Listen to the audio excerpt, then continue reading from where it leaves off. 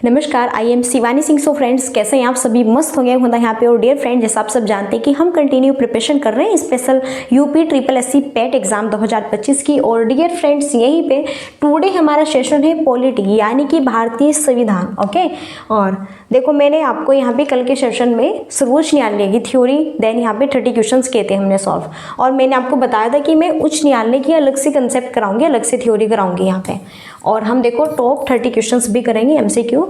और चैप्टर यहाँ पे ये 8 है। इससे पहले हमारे 7 चैप्टर्स कंप्लीट हो चुके हैं बाय शिवानी सिंह मेरे द्वारा ही। कंटिन्यू सेशन यहाँ पर आप सबको कराए जा रहे हैं। तो चलिए डियर फ्रेंड्स, अब यहाँ पे हम स्टार्ट करते हैं बिना टाइम वेस्ट किए। बिल्कुल भी टाइम वेस्ट नहीं करेंगे और बिल्कुल बहुत अच्छे से हम यहाँ पे अपने सेशन को कंटिन्यूटी रखेंगे। पहले हम थ्योरी करेंगे, देन लास्ट में हम यहाँ पे एमसीक्यू करेंगे। सबसे पहली जो यहाँ पे बात है वो ये है कि अगर आपको बिल्कुल फ्री में पीडीएफ चाहिए, देखो भैया अगर फ्री में पीडीएफ चाहिए, कोई भी चार्ज नहीं है बिल्कुल, तो देखो फ्री में पीडीएफ चाहिए तो आप हमारे व्हाट्सअप नंबर को ज्वाइन करें। व्हाट्सअप नंबर है 7505890761। ओके, मैं आपको ग्रुप में ऐड कर दूंगी। आप मुझे मैसेज कर सकते हैं, मैं ग्रुप में ऐड कर दूंगी। और आप यहाँ पे कंटिन्यूटी अभ्यास कीजिए जब तक एग्ज़ाम नहीं हो जाता। यहाँ से अगर आपने यहाँ पे मेरी ऑल जीके की सारी क्लासेस देखी है या फिर अगर आप देख लोगे तो एक भी क्वेश्चन, मैं खुद दावे से कह सकती हूँ, एक भी क्वेश्चन बाहर नहीं जाएगा। देन जो लास्ट में मैं क्वेश्चन कराती हूँ यहाँ से भी एक भी क्वेश्चन बाहर नहीं जाएगा। बिल्कुल बाहर नहीं जाएगा तो नहीं जाएगा, देख लेना खुद। यहाँ पे जब एग्ज़ाम दोगे तो खुद देखना कि यहाँ पे कितने करेक्ट हुए कितने नहीं। अब आपके ऊपर डिपेंड करता है आप कंटिन्यू रखते हैं या फिर क्या करते हैं क्या नहीं करते हैं, वो आपके ऊपर डिपेंड है। चलिए डियर फ्रेंड्स, यहाँ पे आज हम बेहतरीन सेशन करने वाले अपना, जो कि हमारा बहुत ही मस्त सेशन है। ओके, सो हम पढ़ेंगे भैया उच्च न्यायालय की थ्योरी पहले। तो संविधान के अनुसार प्रत्येक राज्य के लिए एक उच्च न्यायालय होगा। तो संविधान के अनुसार प्रत्येक राज्य के लिए एक उच्च न्यायालय होगा। किस अनुच्छेद में कहा गया है? अनुच्छेद 214। तो प्रत्येक राज्य के लिए एक उच्च न्यायालय होना जरूरी है। तो प्रत्येक राज्य के लिए एक उच्च न्यायालय होगा, किस अनुच्छेद में कहा गया है? अनुच्छेद 214 में। लेकिन संसद विधि द्वारा 2 या 2 से अधिक राज्यों और किसी संघ राज्य क्षेत्र के लिए एक ही उच्च न्यायालय स्थापित कर सकती है। यह कौन सा अनुच्छेद कहता है? 231। क्या बेहतरीन मस्त फैक्ट्स हैं। दोनों क्वेश्चन एक ही बात कह रहे हैं, लेकिन दमदार पॉइंट्स है और दम है दोनों पॉइंट्स में। फर्स्ट पॉइंट्स में क्या दम है? तो भैया अगर फर्स्ट पॉइंट्स की दम की बात करें तो फर्स्ट पॉइंट्स में ये दम है कि संविधान के अनुसार प्रत्येक राज्य में, हर राज्य में, प्रत्येक राज्य में एक उच्च न्यायालय होना चाहिए। किस अनुच्छेद में? अनुच्छेद 214 में। लेकिन यहीं पे संसद विधि द्वारा कह रहे हैं कि 2 या 2 से अधिक राज्य और किसी संघ राज्य क्षेत्र के लिए एक ही उच्च न्यायालय स्थापित करें। यहाँ पे कह रहे हैं अलग अलग, लेकिन यहाँ पे कह रहे हैं एक ही। 2 या 2 से अधिक राज्य हैं या फिर संसद है यहाँ पे, तो यहाँ पे बात की गई है किस आर्टिकल में? 231 में। दोनों पॉइंट्स दमदार है, याद रखें, एकदम मस्त फैक्ट्स, बेहतरीन। ओके, आगे बढ़ते हैं। नेक्स्ट, उच्च न्यायालय के न्यायाधीशों के लिए योग्यता। अब देखो पहले हमने सर्वोच्च न्यायालय के लिए न्यायाधीशों की योग्यता देखी थी। अब हम बात करेंगे उच्च न्यायालय में अगर आपको न्यायाधीश बनना है तो योग्यता क्या क्या होनी चाहिए? कम से कम 10 वर्ष तक न्यायिक पद धारण कर चुका हो अथवा किसी उच्च न्यायालय में एक से अधिक उच्च न्यायालयों में लगातार 10 वर्षों तक अधिवक्ता रहा हो। तो भैया यह योग्यता होनी चाहिए आपके पास में। चलो, उच्च न्यायालय की न्यायाधीशों की नियुक्ति कौन करता है? राष्ट्रपति। हमने ये पॉइंट्स देखा था। और शपथ उस राज्य का राज्यपाल दिलाता है। तो उच्च न्यायालय के न्यायाधीशों की नियुक्ति कौन करता है? प्रेसिडेंट करता है। और यहीं पे उच्च न्यायालयों के जो न्यायाधीश होते हैं उनको शपथ कौन दिलाता है? गवर्नर दिलाता है, जिस राज्य के न्यायालय में उसकी नियुक्ति होती है। उच्च न्यायालय के न्यायाधीशों का अवकाश ग्रहण करने की अधिकतम उम्र सीमा 62 वर्ष है। उधर कितनी थी? 65। यहाँ पे कितनी है? 62 है। नेक्स्ट,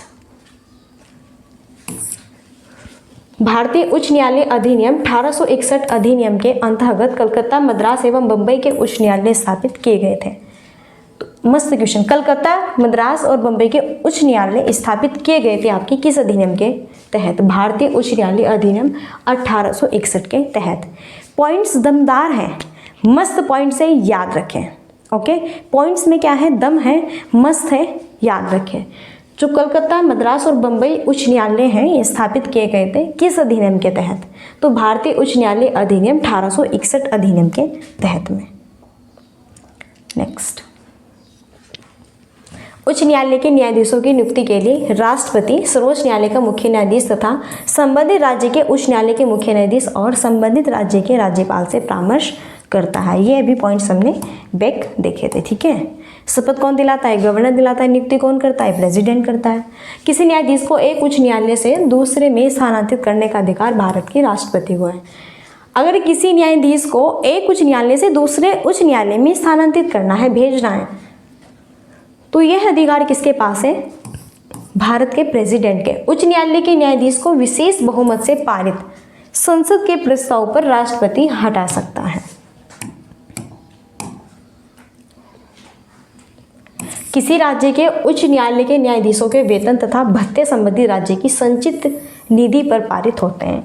उच्च न्यायालय के मुख्य न्यायाधीश पद पर नियुक्त होने वाली प्रथम महिला लीला सेठ है। तो उच्च न्यायालय के मुख्य न्यायाधीश पद पर नियुक्त होने वाली प्रथम महिला कौन है? लीला सेठ है। उधर कौन थी बताओ? उधर कौन थी? बीबी फातिमा। सर्वोच्च न्यायालय के मुख्य न्यायाधीश पद पर नियुक्त होने वाली प्रथम महिला बीबी फातिमा थी, फातिमा बीबी थी। और उच्च न्यायालय के मुख्य न्यायाधीश पद पर नियुक्त होने वाली प्रथम महिला लीला सेठ। वेरी वेरी बेस्ट फैक्ट्स है। नेक्स्ट, उच्च न्यायालय का सेवानिवृत्त जज सर्वोच्च न्यायालय में वकालत कर सकता है। एक उच्च न्यायालय का न्यायाधीश अपना त्यागपत्र प्रेसिडेंट को संबोधित करता है। अगर एक उच्च न्यायालय के न्यायाधीश को अपना त्यागपत्र देना है तो किसे देगा भैया? राष्ट्रपति को देगा। चलो नेक्स्ट देखो भैया, न्यायाधीश HR खन्ना ने अपनी रिपोर्ट में समर्थन किया है कि प्रत्येक उच्च न्यायालय के 1/3 न्यायाधीश दूसरे राज्य से होने चाहिए। भाई न्यायाधीश ने अपनी रिपोर्ट में यह समर्थन किया है कि प्रत्येक उच्च न्यायालय में, प्रत्येक जो उच्च न्यायालय है उसमें जो न्यायाधीश है 1/3 न्यायाधीश दूसरे राज्य से होने चाहिए। छत्तीसगढ़ उच्च न्यायालय बिलासपुर में। अब ये कुछ इंपॉर्टेंट फैक्ट्स है, वेरी वेरी वेरी। अगर आपसे पूछे छत्तीसगढ़ में उच्च न्यायालय कहाँ पर है? बिलासपुर में स्थित है। छत्तीसगढ़ में उच्च न्यायालय कहाँ पर स्थित है? बिलासपुर में। कुछ इंपॉर्टेंट फैक्ट्स है, देख लो और क्या। फिर अगर पूछे मध्य प्रदेश का उच्च न्यायालय कहाँ पर है? जबलपुर में स्थित है। केरल का उच्च न्यायालय कहाँ पे? एर्नाकुलम में है। उत्तर प्रदेश का हाँ ये इंपॉर्टेंट है क्योंकि Uttar Pradesh UP TPSC PAT, भाई यूपी की परीक्षा है तो ये आपसे पूछा जा सकता है उत्तर प्रदेश का। ये very very important facts, very very आपसे पूछा जा सकता है कि उत्तर प्रदेश का उच्च न्यायालय कहाँ पर स्थित है? तो भैया ये है प्रयागराज में स्थित। ओके चलिए, तो थ्योरी हमारी कंप्लीट हुई। अब हम करने वाले 30 क्वेश्चंस। ओके फास्ट करेंगे यहाँ पे क्योंकि जो मैंने पढ़ा है वही फैक्ट्स है। हाँ जो चीज़ हमारी थ्योरी में कवर नहीं हो पाती वो मैं क्वेश्चन में भी कवर करा देती हूँ। चलिए यहाँ पे अब फटाफट, वैसे भी इसमें टिक लगा हुआ है आपको ऑलरेडी से, जो राइट है। लाभ का पद शब्द परिभाषित किया था, तो लाभ का पद शब्द परिभाषित करता है कौन भैया? सर्वोच्च न्यायालय के द्वारा। इसमें मिक्सचर क्वेश्चन है, सर्वोच्च न्यायालय से रिलेटेड भी, उच्च न्यायालय से रिलेटेड भी। तो लाभ का पद शब्द परिभाषित किया गया है सर्वोच्च न्यायालय के द्वारा। फिर है भारत का संघीय न्यायालय स्थापित किया गया था। कब किया गया था? यह 1937 में। मैंने कहा था जो चीज़ थ्योरी में भी कवर नहीं हो पाती है वो क्वेश्चन में कवर कर दी जाती है। प्लस में दोनों पॉइंट्स आपको यहाँ पे प्रोवाइड कर दिए जा रहे हैं, थ्योरी भी और क्वेश्चन भी। एक भी क्वेश्चन बाहर नहीं जाएगा यहाँ से। तो भाई यहाँ पे देखो मैंने कहा था भारत के सर्वोच्च न्यायालय के कार्यवाहक मुख्य न्यायाधीश की जो नियुक्ति है वो कौन करता है? भाई प्रेसिडेंट ही करता है। अगर यहाँ पे भारत के उच्च न्यायालय के कार्यवाहक मुख्य न्यायाधीश की नियुक्ति की बात करें तो भी कौन करता है? प्रेसिडेंट करता है। और शपथ कौन दिलाता है इनको? राज्यपाल, गवर्नर दिलाता है। फिर यहाँ पर देखो उच्चतम न्यायालय के न्यायाधीशों का वेतन निर्धारण किया जाता है संसद के द्वारा। किसके द्वारा भाई? संसद के द्वारा।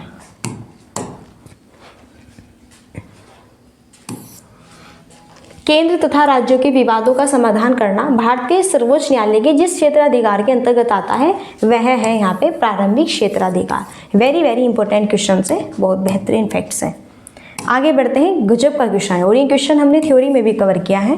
भारतीय सर्वोच्च न्यायालय ने संविधान के आधारभूत ढांचे के सिद्धांत को स्पष्ट किया। देखो ये ढांचे का सिद्धांत किसने दिया था? केशवानंद भारतीवाद ने दिया था 1973 में। और मैंने कहा कि दोनों मिक्सचर क्वेश्चन है, सर्वोच्च न्यायालय उच्च न्यायालय से रिलेटेड। सर्वोच्च न्यायालय की क्लास में हमने कल थ्योरी में स्टार्टिंग में ही ये चीज़ यहाँ पे आपको दिखाए थे। अपने निर्णय को परिवर्तित करने का अधिकार किसके पास है? सर्वोच्च न्यायालय को। नेक्स्ट,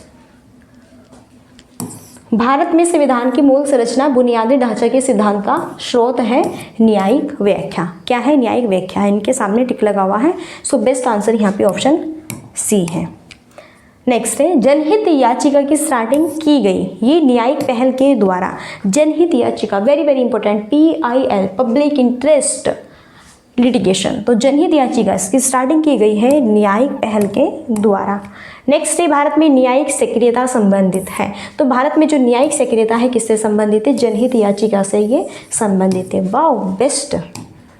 आगे बढ़ते हैं नेक्स्ट स्क्रीन पर। उच्चतम न्यायालय मूलभूत अधिकारों के अनुपालन के लिए जारी कर सकता है 5 रिट याचिकाएं। तो भैया उच्चतम न्यायालय मूलभूत अधिकारों के अनुपालन के लिए कितनी यहाँ पे जो है रिट जारी कर सकता है? 5 रिट याचिकाएं जारी कर सकता है। फिर है यहाँ पे क्वेश्चन, न्यायालय में कार्यवाही लंबित होने की दशा में लागू की जाती है उत्प्रेक्षण रिट, स्टे ऑर्डर।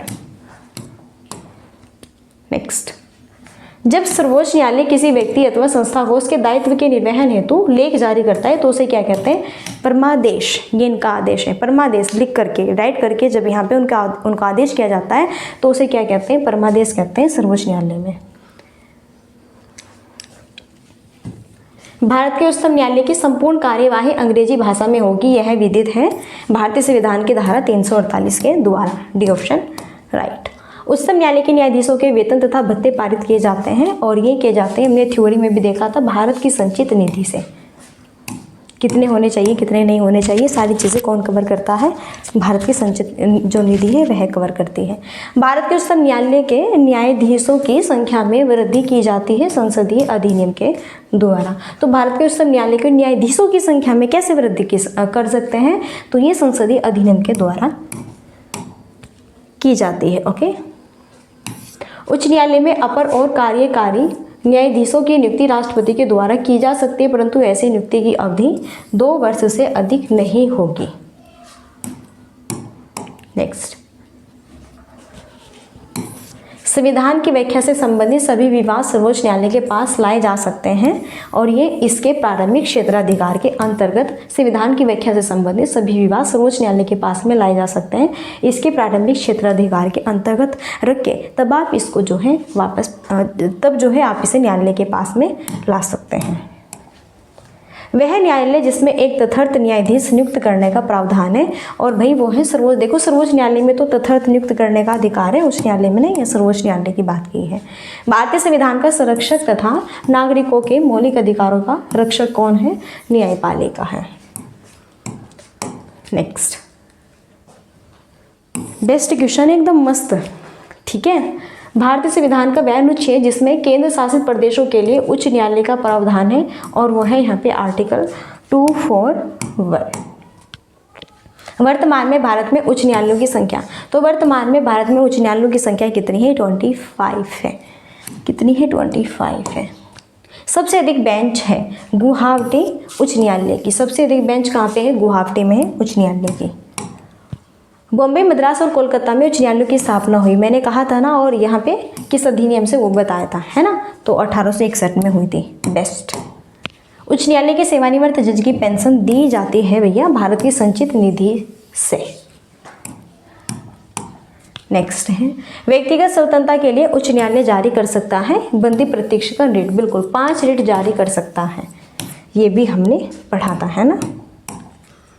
राज्य के उच्च न्यायालय का मुख्य क्षेत्राधिकार क्या नहीं है? मूल क्षेत्राधिकार भी, अपीलीय भी, प्रशासकीय भी, लेकिन परामर्श से संबंधी क्षेत्राधिकार यह है, उच्च न्यायालय का मुख्य क्षेत्राधिकार नहीं है। नेक्स्ट है, एक याचिका जो अधीनस्थ न्यायालय की कार्य पद्धति का परीक्षण करते हैं, तो वो है यहाँ पे क्या? उत्प्रेषण। नेक्स्ट, प्रशासकीय प्राधिकरण अधिनियम 1985 के अंतर्गत राज्य प्रशासकीय प्राधिकरण का गठन कर सकती है कौन? संसद कर सकती है। ठीक है, चलिए, तो यहाँ पे थे हमारे क्वेश्चंस। अब देखो यूपी टीएसपीएससी पेट एग्जाम 2025 हिंदी की क्लासेस है जिसमें मुहावरे कवर किए हैं, बेस्ट कंसेप्ट है, थ्योरी है, देन लास्ट में 20 क्वेश्चन है हिंदी। पेपर में बार बार पूछे गए यहाँ से क्वेश्चन से, मुहावरे एक भी बाहर नहीं जाएगा, पेपर में ही ऐसा आएगा रट लो। अगर आपकी बेस्ट प्रिपरेशन है, फर्स्ट क्लास है हिंदी की, आप इसे देख सकते हैं। हिंदी की भी कंटिन्यूटी चैप्टर वाइज क्लासेस हमारी चल रही है, तो देखना न भूलें। आपकी जो है सर्वनाम की भी क्लासेस कल मैंने यहाँ पे कराई थी, आप उसे वॉच कर सकते हैं, बेहतरीन तरीके से समझाया है, लास्ट में क्वेश्चन भी कराए हैं। देन लास्ट क्वेरी हमारी यही रहती है, like and share and subscribe की। सेशन आपको अच्छा लगता है, मस्त यहाँ पे आपसे रिलेटेड है, आपके लिए यूजफुल है, तो बिल्कुल आप सेशन को like and share and subscribe कर सकते हैं। बाकी यहाँ पे कोई भी दिक्कत नहीं होगी आपको, न ही कोई इशूज़ होगा। अगर कोई भी इशूज़ है, दिक्कत है, तो आप कमेंट्स में बताइएगा, बिल्कुल मैं रिस्पॉन्स देती हूँ आपको। ओके, चलिए तो अब यहीं पे हम अपनी वाणी को देते हैं विराम।